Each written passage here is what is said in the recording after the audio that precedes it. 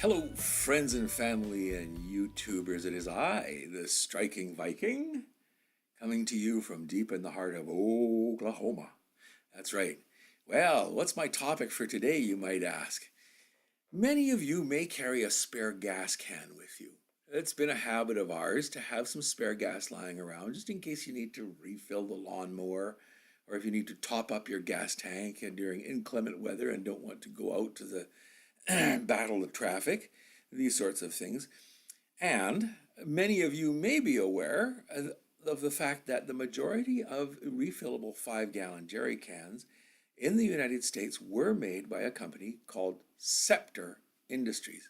Sceptre, Scepter Industries, and a fine job they did too of supplying gas cans, water cans, diesel cans in varying colors so you could tell them apart. And the whole point of these cans was as a replacement for the original Army jerry can to take the fuel from the gas pump in a container to the area where it needed to be utilized and then to dispense that said fuel into the power equipment, whether it was a generator or a chainsaw or whatever it was that you wanted to run. Well, everything was functioning just dandy right up until the point where the federal government came along. That's right. Those folks in Washington came to Scepter and said that it was conceivable, they had considered it, and under OSHA rules, it was conceivable that in the event of a spark, fuel could travel back up the spout into the container, causing an explosion and wreaking havoc, death, mayhem, or maiming upon the person who was holding the container to refuel their vehicle. And accordingly, that they needed to come up with an explosion-proof alternative.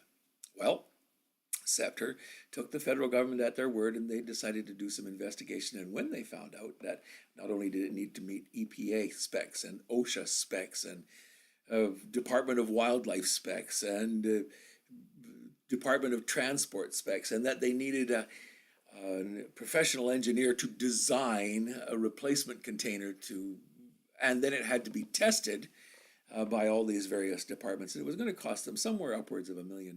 They said to the federal government, "So sorry, we're out of business."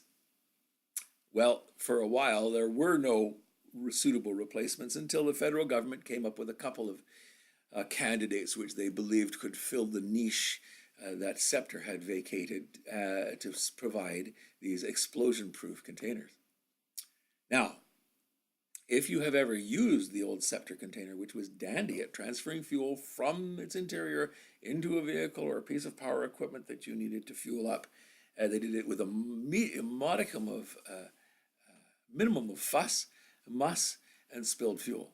The new containers, on the other hand, are absolutely perfectly designed by some ignoramus somewhere who has provided a marvelous way of transferring fuel not only to the vehicle, but also to your clothing, to the outside of the vehicle, into the atmosphere with a great degree of spillage. And it only transfers the fuel in dribs and drabs.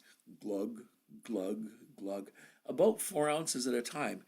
Unlike the Scepter 5-gallon, which you could empty in about somewhat shy of a minute, the new containers require you to lean against the vehicle holding this jug, waiting patiently for it to glug, glug, glug its way empty. And you can never be entirely sure that it will empty out. However, there is a replacement, and here we are going to insert a handy little gizmo which is available on Amazon, which you can order. That picture comes here. Welcome back. Now you see that little gizmo which you can order from Amazon is a breather cap. You use a 1/2 inch spade tip wood bit to pop a hole in the container where the gas does not come in contact with it, the raw gasoline.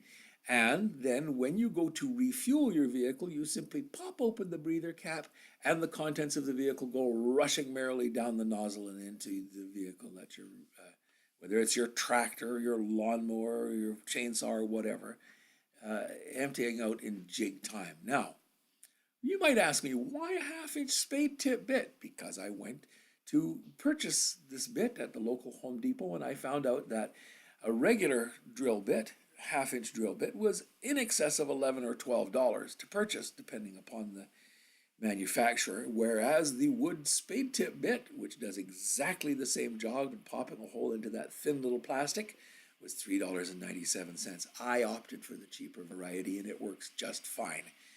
And we're going to insert a picture here of the finished result. Welcome back. As you can see, the new breather holes have been installed.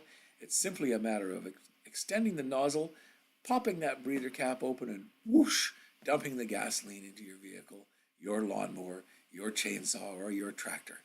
So if you are as infuriated by those useless 5-gallon cans which are currently available, the solution is not far away. Go on Amazon, pick up a package of those breather holes. I think they were $6 for a package of 5 or something like that.